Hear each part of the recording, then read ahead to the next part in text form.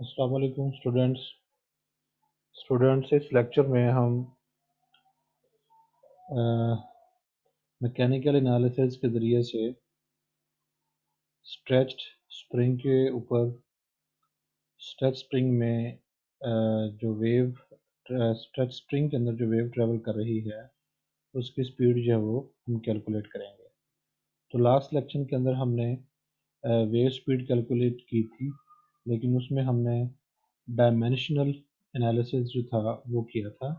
तो आज इस लेक्चर में हम जो मैकेनिकल एनालिसिस है उसकी बात करेंगे।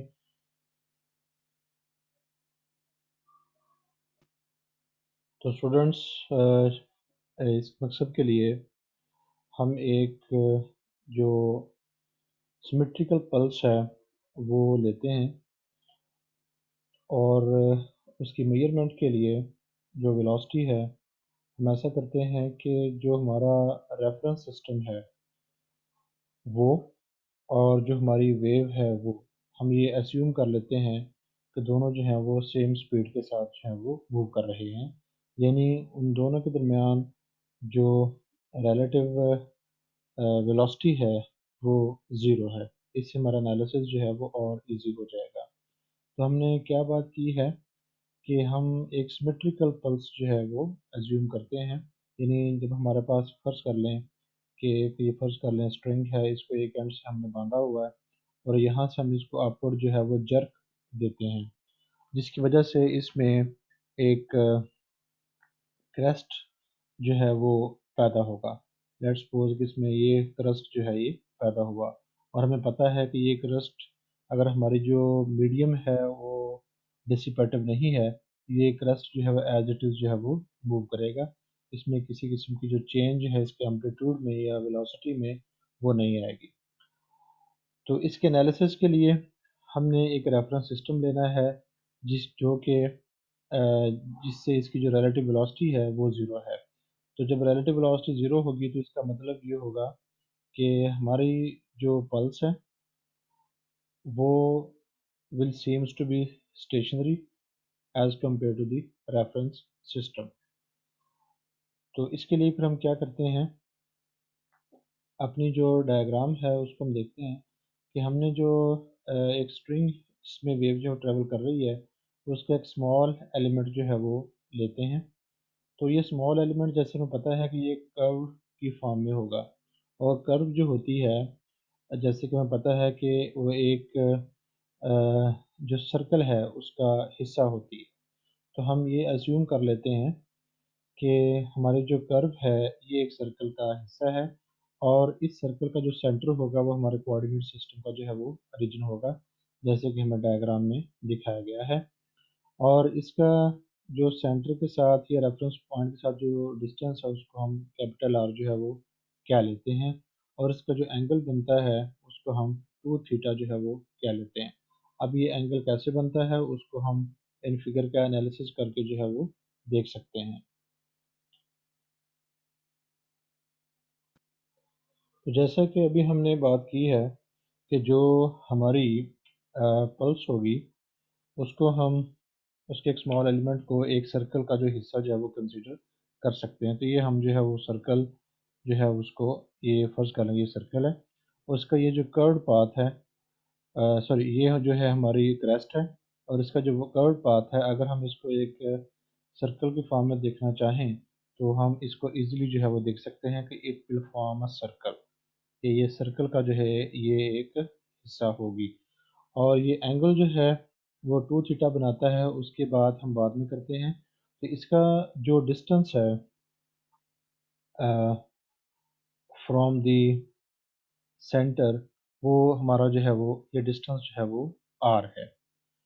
और ये जो है ये हमारा जो टेंशन जो है वो क्रिएट होता है मीडियम में जब वेव ट्रैवल करती है, जिसकी बात हम पहले लेक्चर के अंदर कर चुके हैं। ये वो है कि दोनों तरफ से जो है वो स्ट्रेचिंग होगी मीडियम पार्टिकल पे, जिसकी वजह से हमारी जो वेव है वो एनर्जी जो है वो ट्रांसफ़र करेगी।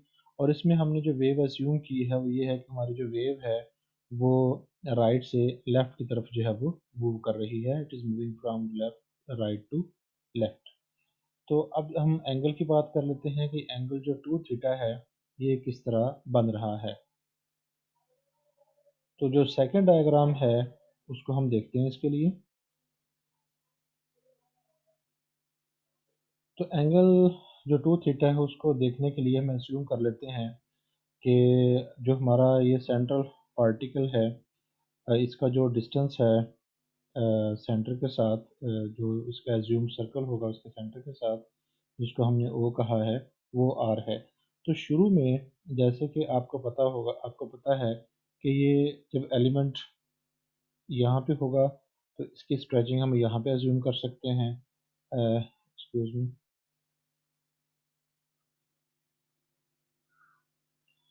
यानी शुरू में ये दोनों जो होंगे वो यहाँ पे होंगे, ये वाला हिस्सा ये वाली फोर्स बात जो है, और ये वाली फोर्स जो है ये शुरू में ऐसे होंगे। और ये जो है जिसको हमने ब्लू कलर से जो है रिप्रेजेंट किया था ये उनका इनिशियल पोजीशन है, इसी तरह वेव की इनिशियल पोजीशन है।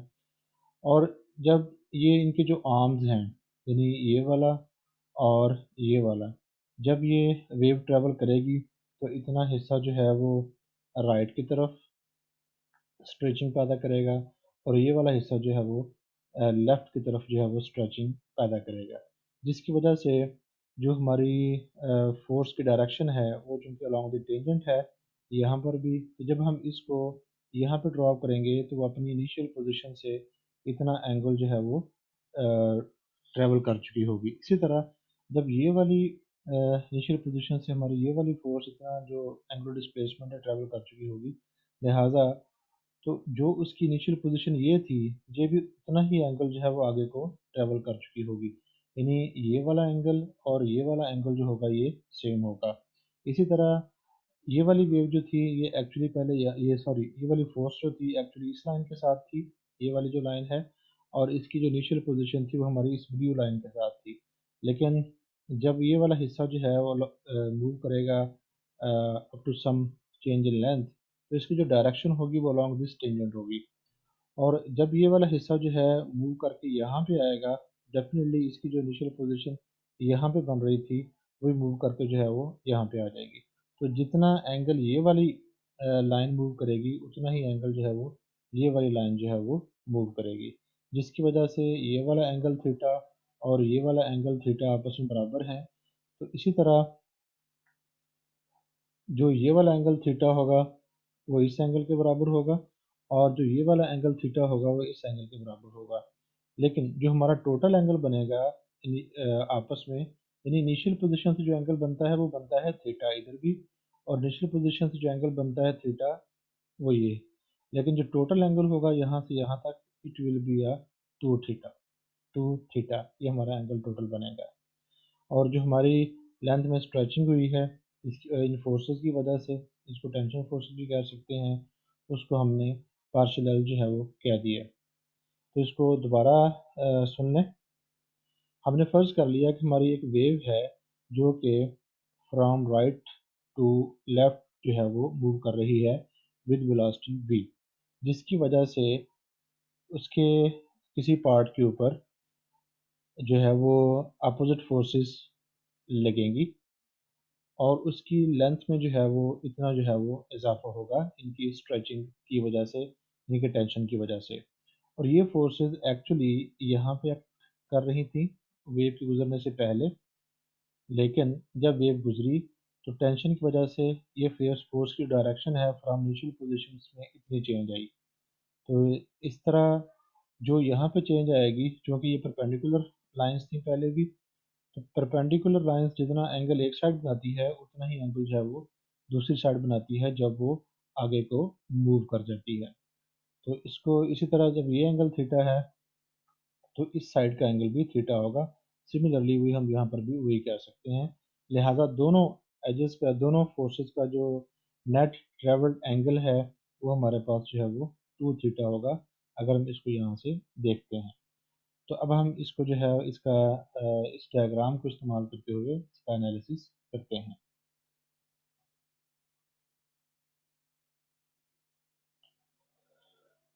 तो जैसे कि हमने अभी बात की है कि जो अपोजिट उसके हमारी फोर्सेस हैं वो अमल कर रही हैं वेव के ट्रैवल करने की वजह से, तो ये फोर्सेस क्या करेंगी, उसमें एक टेंशन जो है वो जनरेट करेंगी और वो स्प्रिंग को पुल करेंगी टेंजेंशली, जिसकी वजह से हमारी जो लेंथ एलिमेंट है उसमें कुछ जो है वो इजाफा हो जाएगा।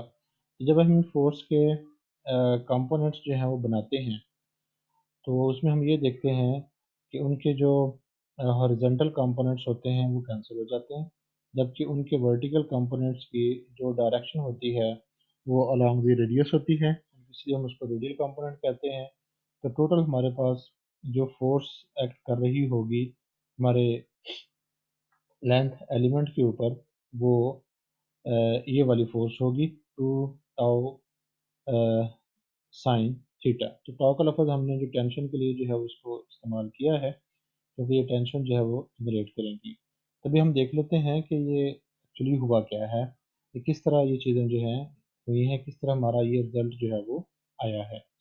तो जैसे कि मैंने अभी बात की थी पहले, कि ये हमारा जो है वो फर्ज कर लें कि आर डिस्टेंस है, और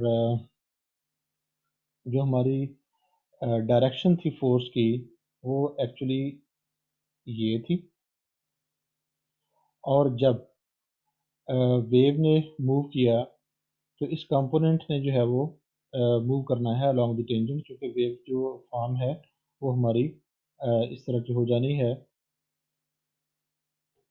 हमारी जो वेव फॉर्म है वो इस तरह की, तो वेव कंपोनेंट ने जो है इतना फासला जो है वो आगे को ट्रैवल करना है फ्रॉम इनिशियल पोजीशन। लिहाजा जो हमारा वेव ड्यूरिंग वेव ट्रैवल जो नई डायरेक्शन उसकी बनेगी, वो हमारी ये वाली लाइन जो है वो ट्रैवल करेगी इधर ऐसे, और ये एंगल बनाएगी थीटा।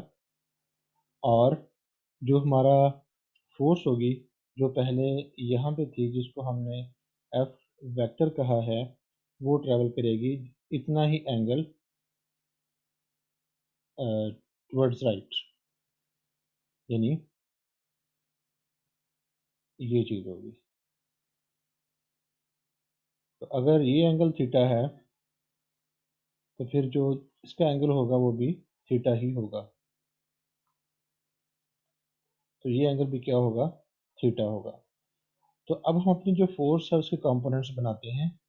तो जब कंपोनेंट्स बनाते हैं तो कंपोनेंट्स बनाने का तरीकाकार क्या होता है कि हम उसकी जो टेल है उससे भी एक लाइन ड्रा करते हैं, और जो उसका हेड होता है वहाँ से भी एक लाइन जो है वो ड्रा करते हैं, परपेंडिकुलर लाइंस। तो ये हम यहाँ से एक लाइन ड्रा करते हैं और दूसरी हम ये लाइन ड्रा करते हैं, और फिर इन लाइंस को आपस में according to head to tail rule join कर देते हैं।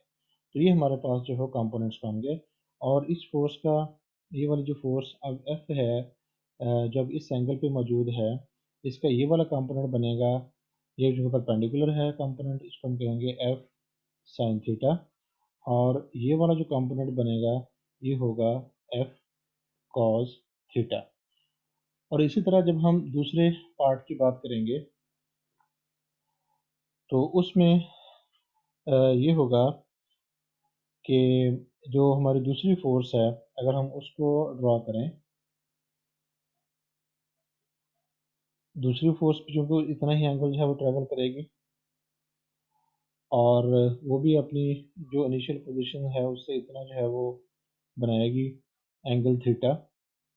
और जब हम उसके कंपोनेंट्स बनाएंगे तो उसके कंपोनेंट्स जो हैं वो भी दो बनेंगे, एक कंपोनेंट उसका ये बनेगा, दूसरा कंपोनेंट उसका ये बनेगा। और ये वाला जो कंपोनेंट होगा ये होगा एफ कॉस थीटा। तो इसका एफ कॉस थीटा और इसका जो एफ कॉस थीटा है, दोनों अपोजिट डायरेक्शन में है, जैसे कि हमें यहाँ से ये नज़र आ रहा है। तो अपोजिट डायरेक्शन होने की वजह से इनके जो हॉरिजॉन्टल कंपोनेंट्स हैं वो कैंसिल हो जाएंगे, यानी ये हमारे पास जो टोटल अलोंग एफ एक्सिस जो फोर्स होगी ये होगी F cos theta from one force minus minus, इसलिए क्योंकि डायरेक्शन जो है वो उनकी अपोजिट है, ये कैंसिल हो जाएंगे, नेट फोर्स हमारी ज़ीरो हो जाएगी। लेकिन जब हम बात करेंगे वर्टिकल कंपोनेंट्स की,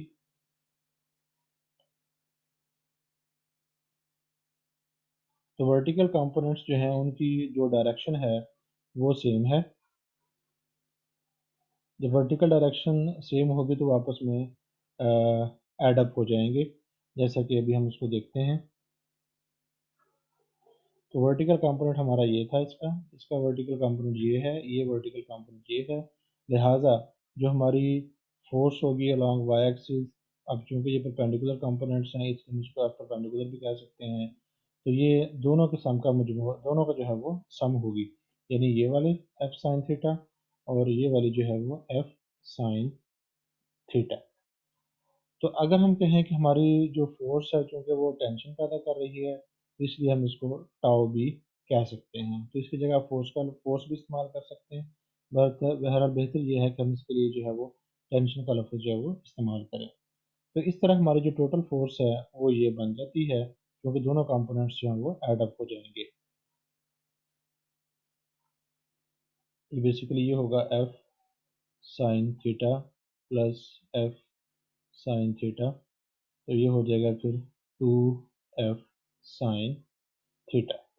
तो इस तरह जो है वो हम f की जगह अगर टॉ का लफ्ज़ इस्तेमाल करें तो फिर हमारे पास जो है वो ये रिलेशन बन जाएगा।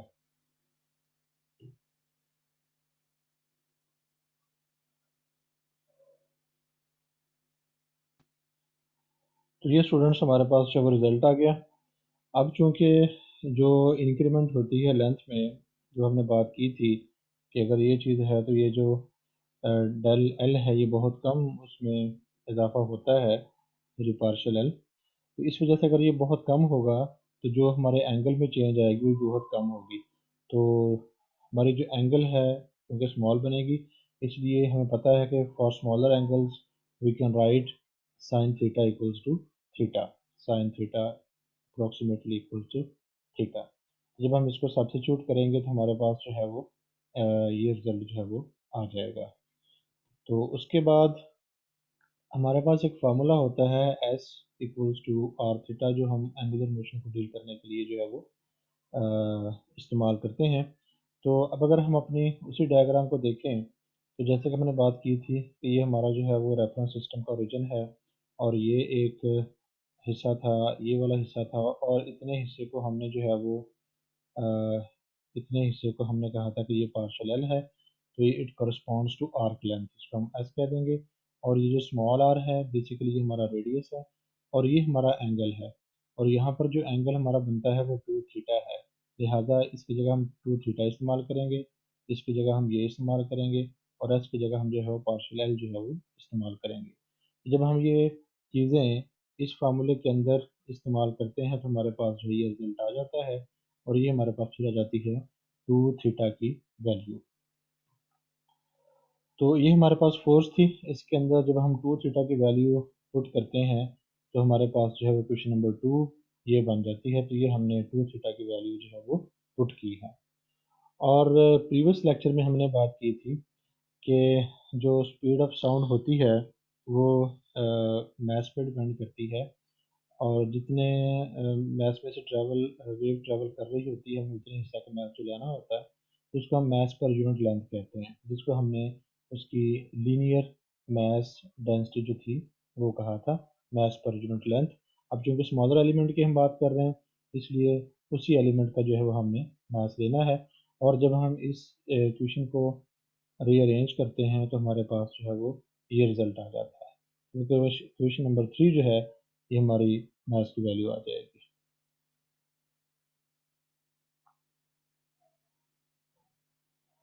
तो अब हम आगे चलते हैं, और जैसे कि अभी हमने बात की है कि हमारा जो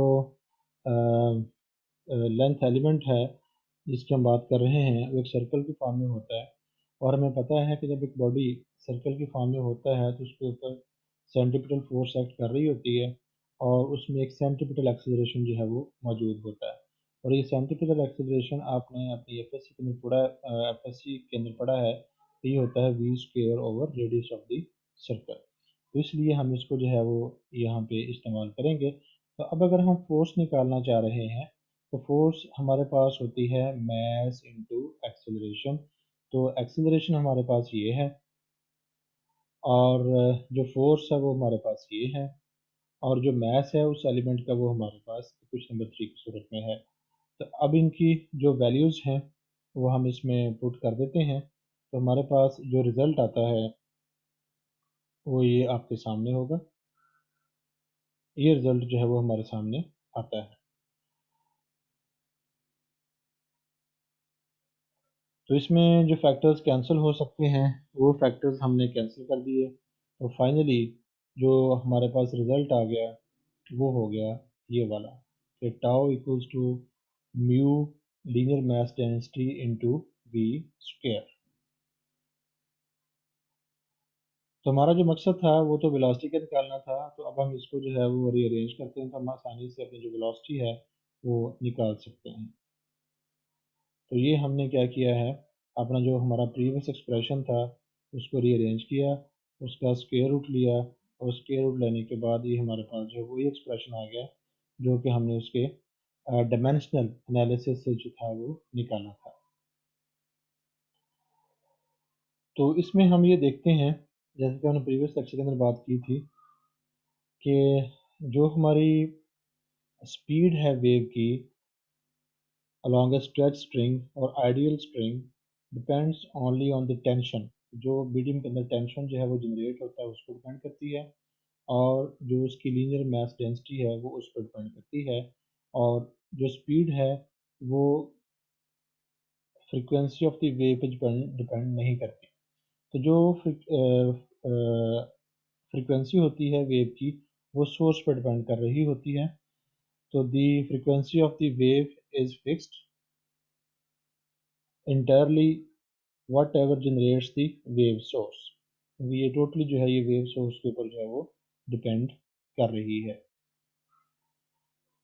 तो if the amplitude of the pulse were very large compare to the length of the string. तो अगर ऐसा हो कि जो हमारी एम्पलीट्यूड है वेव का वो उसकी लेंथ से बहुत ज़्यादा हो जाए तो फिर क्या होगा, फिर डेफिनेटली ये वाली चीज़ जो है वो हम इस्तेमाल नहीं करेंगे क्योंकि जो लेंथ में इंक्रीमेंट है वो स्मॉल नहीं रहेगी, वो ज़्यादा हो जाएगी। Further the tension in the string would be changed.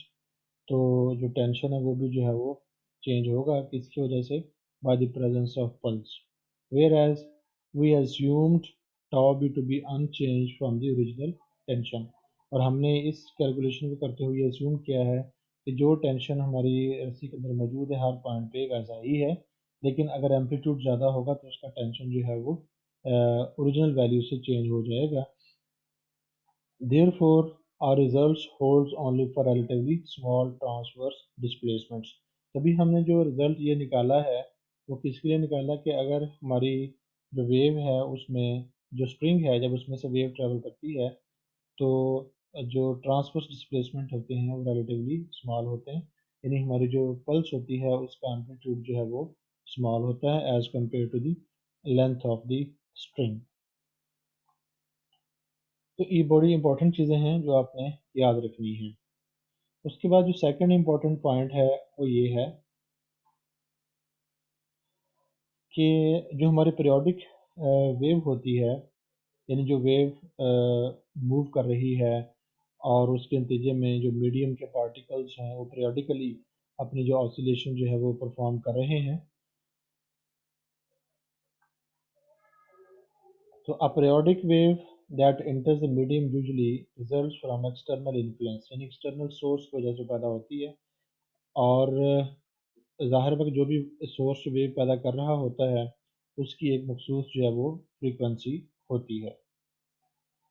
The wave that travels through the medium will have the same frequency as the source of the wave। यानी जब वेव ट्रैवल करेगी तो उसकी मीडियम में तो उसकी फ्रीक्वेंसी में कोई चेंज नहीं आएगी, फ्रीक्वेंसी वही होगी जो कि हमारे सोर्स की होगी, क्योंकि सोर्स जो फ्रीक्वेंसी है मीन नंबर ऑफ वेव्स पर सेकंड। फ्रीक्वेंसी क्या होती है, नंबर ऑफ वेव्स पर सेकंड। तो अगर एक सोर्स जो है वो एक सेकंड के अंदर लेट्स सपोज 5 वेव्स पैदा करता है और जाहिर है कि वो 5 वेव्स ही हमारी जो स्ट्रिंग होगी, हमारा जो मीडियम होगा उसमें इंटर होंगी, तो फ्रीक्वेंसी जो है वो हमारी सेम रहेगी मीडियम में, क्योंकि ये मीडियम पे डिपेंड नहीं कर रही, ये जो सोर्स ऑफ द वेव है, जो वेव्स को पैदा कर रहा है, ये उस पर डिपेंड करती है। The velocity of the wave is determined by the medium properties. और प्रॉपर्टीज कौन सी हैं? जैसे भी हमने बात की है कि जो हमारी वेलोसिटी होती है वो टाउ ओवर म्यू से मालूम की जा सकती है। तो ये टाउ क्या है? जो टेंशन, जो मीडियम पार्टिकल्स एक दूसरे पर फोर्स लगाते हैं वो, और ये मीडियम पार्टिकल्स का जो है मास कितना है। तो इसलिए हम ये कह सकते हैं कि जो हमारी जो वेलोसिटी होती है ये डिपेंड करती है मीडियम की जो अपनी मैकेनिकल प्रॉपर्टीज़ हैं उनके ऊपर। तो गिवन द फ्रीक्वेंसी, अगर मैं फ्रीक्वेंसी दी गई हो और वेवलेंथ दी गई हो, तो हम उसकी सॉरी फिर अगर वेलोसिटी दी गई हो और वेलोसिटी में सॉरी अगर हमें उसकी फ्रीक्वेंसी जो है वो सोर्स की मालूम हो और मीडियम के अंदर जिस वेलोसिटी के साथ हमारी वेव ट्रेवल कर रही है वो मालूम है, तो हम मीडियम के अंदर जो उसकी वेवलेंथ है वो कैलकुलेट इस फार्मूले से जो है वो कर सकते हैं। और ये फार्मूला हमें एक और एक बड़ी इंपॉर्टेंट इंफॉर्मेशन जो है वो प्रोवाइड करता है, और वो ये है कि अगर हमारे पास दो मीडिया हों तो हमें पता है कि जो फ्रीक्वेंसी है वो तो चेंज नहीं होनी, लिहाजा फर्स्ट मीडियम में जो फ्रीक्वेंसी है वो और जो सेकंड मीडियम के अंदर जो फ्रीक्वेंसी है वो दोनों आपस में जो है वो इक्वल होंगी, क्योंकि इसका जो इन्हिसार है वो सोर्स के ऊपर है।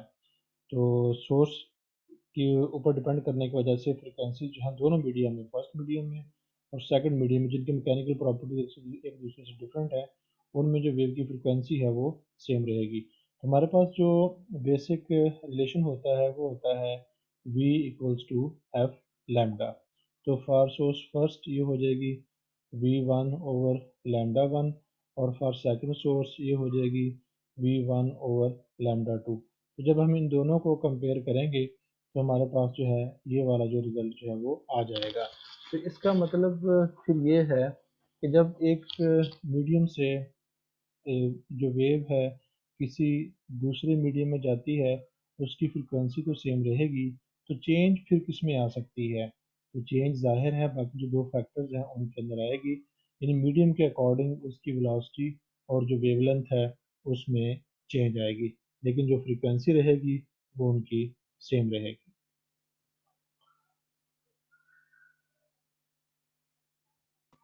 तो उम्मीद है स्टूडेंट्स के आपको जो मैकेनिकल एनालिसिस है वो क्लियर हो गया होगा। तो इंशाल्लाह नेक्स्ट लेक्चर के अंदर जो है वो हम मिलते हैं। अस्सलाम वालेकुम।